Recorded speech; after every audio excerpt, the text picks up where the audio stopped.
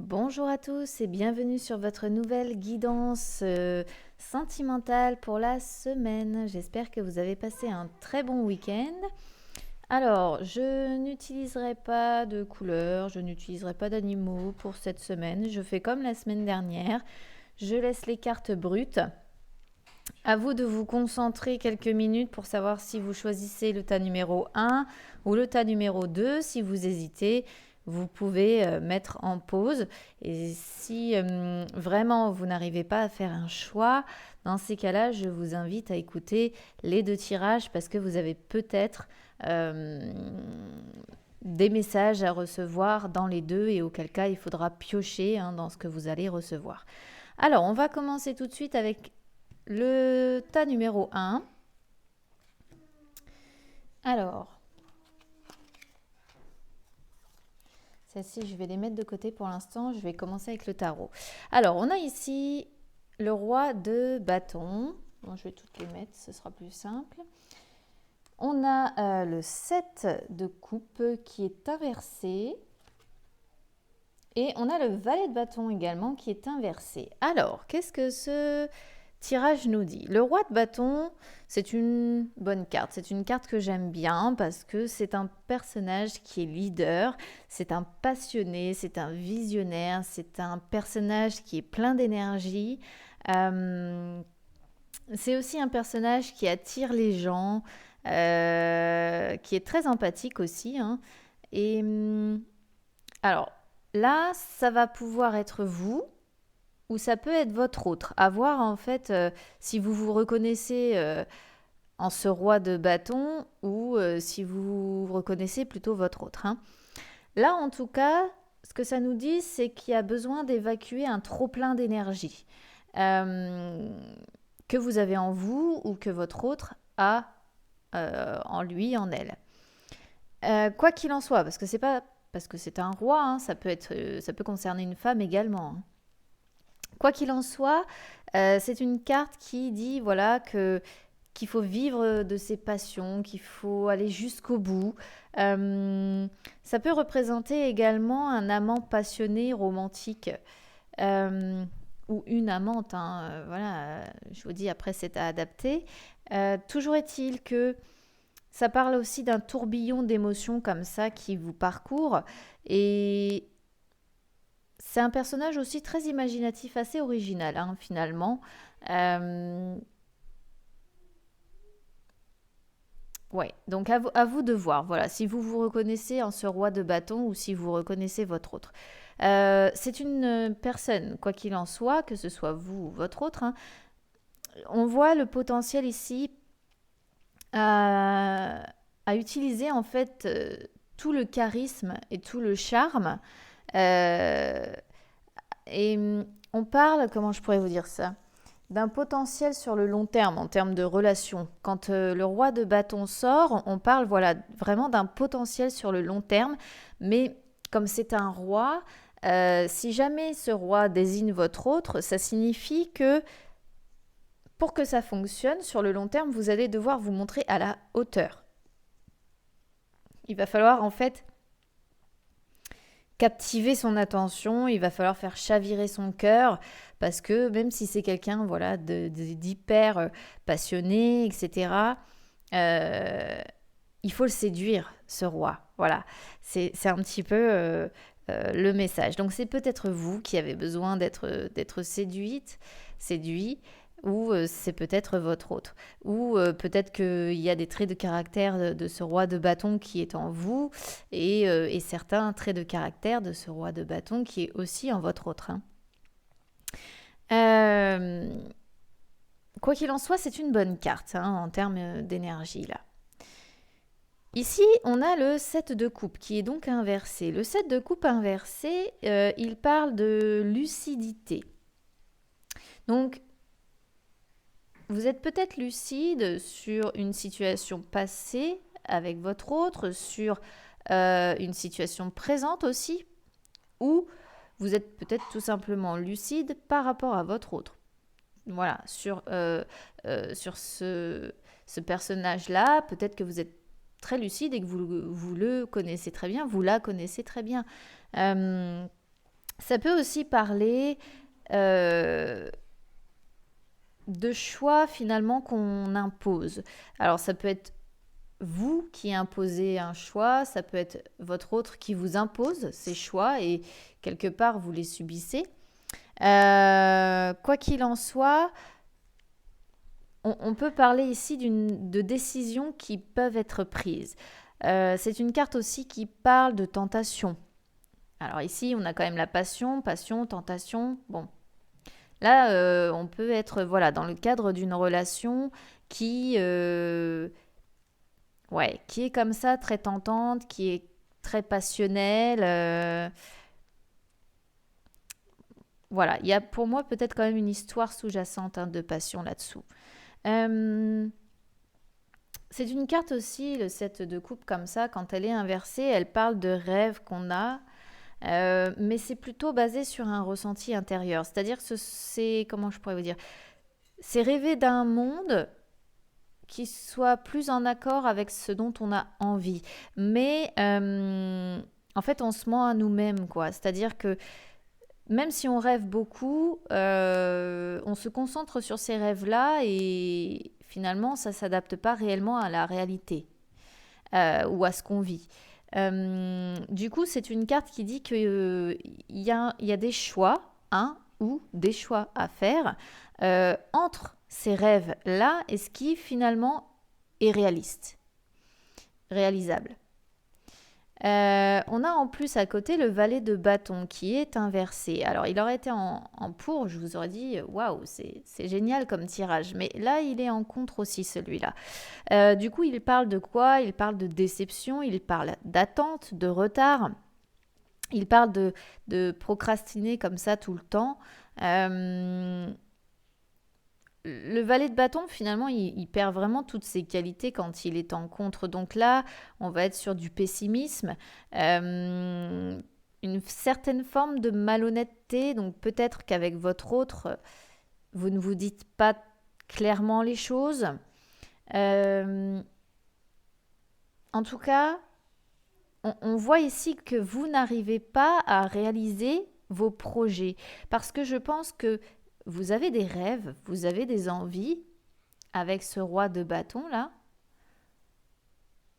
parce que c'est la passion, parce que c'est la tentation, mais finalement entre vos rêves, vos aspirations et ce qui est réalisable, ben ouais, vous vous rendez compte que finalement vous ne pouvez pas réaliser ces projets-là, tout ce que vous avez en tête, tout ce dont vous avez envie, et vous êtes dans une certaine forme de déception. Du coup, euh, peut-être que vous attendez aussi que cet autre fasse un certain travail sur lui-même pour mettre en place des projets et que euh, ces décisions prises là que vous attendez vont peut-être finir par être prises, mais là avec le valet de bâton, pour moi, c'est plutôt l'indécision, hein. Votre autre, si c'est pas vous, si vous reconnaissez votre autre, là on parle d'indécision. On parle de la peur de s'engager également. On parle de la peur de se lancer. Donc soit c'est vous qui avez du mal à vous lancer avec cet autre, mais là je pense pas. Je pense que c'est votre autre qui a peur du changement, qui a peur de s'engager, qui est dans cette indécision-là par rapport à vous ou par rapport aussi à ses propres rêves. Est-ce qu'il sait réalisable ou pas? Euh, c'est peut-être quelqu'un aussi de très rêveur qui a beaucoup d'envie, mais qui n'agit pas. Voyez, il remet toujours à plus tard parce qu'il n'agit pas. Ouais, je ne vois pas trop comment le dire autrement. Et s'il n'agit pas, c'est parce qu'il est peut-être indécis, parce qu'il est rempli de peur. Peut-être que c'est une personne qui était déjà engagée par le passé ou actuellement dans une relation à long terme. Et du coup, là, il a pas, il ou elle, hein, n'a pas envie à nouveau de s'engager dans quelque chose de très compliqué ou parce que peut-être une personne voilà, qui a vécu des relations jusqu'à maintenant un petit peu compliquées et du coup, il peut y avoir une certaine forme d'indécision. Ou alors, c'est une personne qui est retenue parce qu'elle est déjà prise dans sa vie aussi. En tout cas, on voit quand même une dissension, j'ai envie de dire, entre les rêves et le possible. Pourtant, il y a quand même bien cette passion-là hein, qui est ici, ce tourbillon d'émotions là qui est là, mais qui est un peu quelque peu gâché par cette situation qu'on voit là, de non-réalisation des projets qu'on a en tête en fait. Ce qui est un petit peu dommage, je trouve même. Alors ici, nous avons le bâtisseur et les perdus. Donc, le bâtisseur, finalement, c'est la force et la capacité à réussir. C'est un personnage qui a énormément de force en lui. Euh, c'est une carte aussi qui incite à transformer ses désirs en réalité. Donc là, on retombe un petit peu sur cette histoire de rêve et de possible. Donc là, finalement, on vous dit que ces rêves-là que vous avez, ou ces envies, quelque part, elles sont possibles. Mais elles sont possibles sous quelles conditions? À force de patience et de dur labeur. Voilà ce que le bâtisseur signifie. Donc, moi, je pense que si on va, comme le dit le roi de bâton, sur quelque chose qui peut durer, une relation qui peut durer, il va vous falloir quand même, ouais, disons-le comme ça, beaucoup travailler. Et il va vous falloir énormément de patience. C'est vraiment comme ça que je peux vous décrire ce que je ressens par rapport à la présence de cette carte là dans ce tirage en fait. Hein. Les perdus, elles, c'est un être sensible. Ça parle aussi de relations passionnées. Hein. Donc là, on retombe encore une fois sur la passion. La passion, elle est là, hein, de toute façon. Passion, tentation. Hein. Donc on voit quand même, c'est pas vraiment nécessairement le côté sentimental, c'est plutôt vraiment passionnel. Donc c'est au-delà de sentiments simples. Hein. La passion, ça va. Ça parle, les perdus parlent de charnel, quoi. C'est le corps, c'est le cœur et c'est l'esprit, comme j'ai pris l'habitude de le dire. Mais les perdus, c'est un personnage qui a un grand potentiel physique et mental. Donc pour moi, soit c'est vous qui avez cette force physique et mentale pour, je dirais, laisser le temps à cette relation d'évoluer dans le temps, puisqu'il y a ce potentiel-là de développer cette relation sur le long terme, soit c'est votre autre. En tout cas, là, on parle quand même d'une personne qui a un grand potentiel. Au niveau du chakra du cœur, en plus, on avait la bague et le cadeau. Du coup, c'est une belle fin, finalement. Parce que la bague et le cadeau parlent de cadeaux qu'on peut potentiellement vous offrir, hein, effectivement. Donc une bague, un cadeau, voilà, matériel, mais pas que en fait. Ça peut être des nouvelles que vous allez recevoir et des mots en fait que l'on va vous adresser qui vont vraiment en fait vous toucher, vous atteindre, vous faire plaisir, voyez, faire du bien à votre cœur. Ça peut aussi vouloir dire qu'une personne pense à nous, euh, qu'elle nous veut en fait dans sa vie. Euh, mais entre vouloir et pouvoir, voilà, il y a aussi les réalisables, les rêves et les possibles. Mais c'est une carte aussi qui peut indiquer c'est une relation où il peut y avoir beaucoup de hauts et de bas. Hein. Mais quoi qu'il en soit, là, vu qu'elle ressort, pour moi, certains d'entre vous vont soit avoir des nouvelles, des mots qui vont les toucher comme ça, qui vont leur faire du bien. En tout cas, c'est une belle fin hein, pour ce premier tas. Simplement, il faudra vraiment faire preuve pour moi de beaucoup de patience et sur le long terme, quoi, et de force mentale pour traverser ce qui vous attend un petit peu face à cette personne qui est indécise et qui ne sait peut-être pas trop où elle va. Alors, on va passer maintenant au tas numéro 2. c'est un bon tirage pour le premier, c'est déjà bien. Alors, pour les personnes qui ont choisi le tas numéro 2, hop, je vais les mettre de côté pour l'instant, celle-ci. Donc, on commence comme le premier tas avec le tarot. Alors là, nous avons donc le 10 de denier. Le 10 de denier, il parle de conflits familiaux, il parle de blocage financier en fait, ou de courir après la sécurité financière. Là, on va parler de financier quand même pour moi. Alors attendez, je vais regarder ce qu'il y a derrière. Là, on a l'as de coupe, l'empereur, parce que j'en ai eu 4 pour vous, et le battleur. Hop, je ne sais pas si on voit bien toutes les cartes. Tac.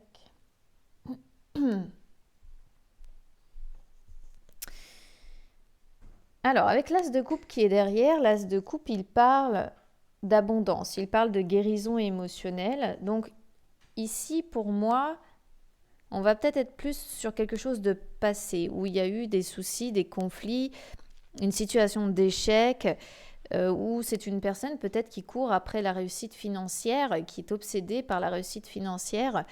Peut-être aussi que vous sortez d'une rupture, avec une période de rupture avec cette personne-là. On parle d'abondance, on parle de guérison émotionnelle, on parle d'émotions finalement qu'on a du mal à contenir tellement on est dans l'amour. Donc là, pour moi, c'est principalement vous, en fait. Ça peut annoncer pour les personnes seules un nouvel amour également. Ça indique voilà, qu'une âme sœur est en route. Ça peut vouloir dire aussi repartir à zéro si vous étiez en situation de rupture, d'échec, ou avancer si vous êtes déjà avec quelqu'un. Voilà. Par contre, ici, on a quand même 2 arcanes majeures là, qui sont retournés. On a l'empereur et le battleur. Je pense que pour ceux qui sont en couple, ou pour ceux qui vont rencontrer quelqu'un ou qui viennent de rencontrer quelqu'un, ici on a avec l'empereur une personne qui est dans le contrôle, qui est inflexible en fait, qui a peut-être même une sorte de problème d'ego et qui est peut-être un petit peu trop autoritaire, voire même étouffant dans la relation. Et avec le battleur, ici, en fait, on parle aussi de manipulation, on parle de reproduire les mêmes schémas, les mêmes erreurs. C'est une carte qui dit qu'on fait fausse route et que ça ne fonctionne pas. Donc, du coup, c'est complètement différent de ce qu'on a là. Ou alors, ce qu'il faut comprendre, puisque l'as de coupe, c'est aussi la nouvelle rencontre, c'est que vous êtes peut-être à l'heure actuelle avec une personne qui est comme ça, en fait, dans ce problème d'ego, trop autoritaire, inflexible, étouffant dans votre relation, dans votre couple. Et là, on vous dit que ça ne marche pas, que vous faites fausse route avec cette personne-là, alors que finalement, vous avez quelqu'un qui, à côté, vous est envoyé. Une nouvelle âme sœur qui arrive, parce que là, quand même, on ne peut pas négliger cet as de couple là, qui est là et qui parle d'un nouvel amour, voilà, qui parle d'une âme sœur qui peut arriver. Parce que là, j'ai pas l'impression que vous allez repartir à zéro avec cette personne-là. Pour moi, ça n'a pas l'air d'être le cas. Ou alors, ça peut être une personne qui revient dans votre vie, alors que vous êtes déjà engagé avec quelqu'un d'autre. Et là, c'est un renouveau, un nouveau départ, un nouvel amour, une personne, je ne sais pas, que vous allez retrouver, que vous connaissiez. Bref, il y a une histoire un petit peu bizarre là. Alors, on a eu également la guérie et l'indécis. Alors, la guérie, une fois de plus, parle d'une personne au caractère affirmé, en fait, que rien ne peut ébranler finalement. Donc, comme un petit peu sur l'énergie de l'empereur, on retombe sur une personne comme ça, un petit peu dominante, un petit peu autoritaire, inflexible, que rien n'ébranle, en fait. Peu importe ce que vous allez lui dire, peut-être, peu importe ce que vous allez faire, elle reste, cette personne-là, inébranlable, comme si rien ne l'atteignait finalement. Et ici, on a l'indécis. L'indécis, c'est une carte qui vous incite à méditer finalement. C'est une carte qui vous dit qu'il faut laisser ses préoccupations de côté et qu'il va falloir s'adapter à une nouvelle situation. Donc, ouais, là, je pense qu'on est vraiment sur deux choses différentes. Pour moi, certains d'entre vous sont engagés avec une personne qui les... J'allais dire qu'il est pourri. C'est peut-être pas le bon terme hein, si vous avez encore de l'affection pour cette personne, mais bon... Ici, on voit quand même un problème d'ego, on voit quand même que ça ne fonctionne pas, qu'il y a de la manipulation, enfin bref, que c'est une personne que rien ni personne ne peut ébranler. Et on a quand même deux énergies, voire trois quand même avec le 10 de denier qui peuvent parler d'un renouveau quelque part.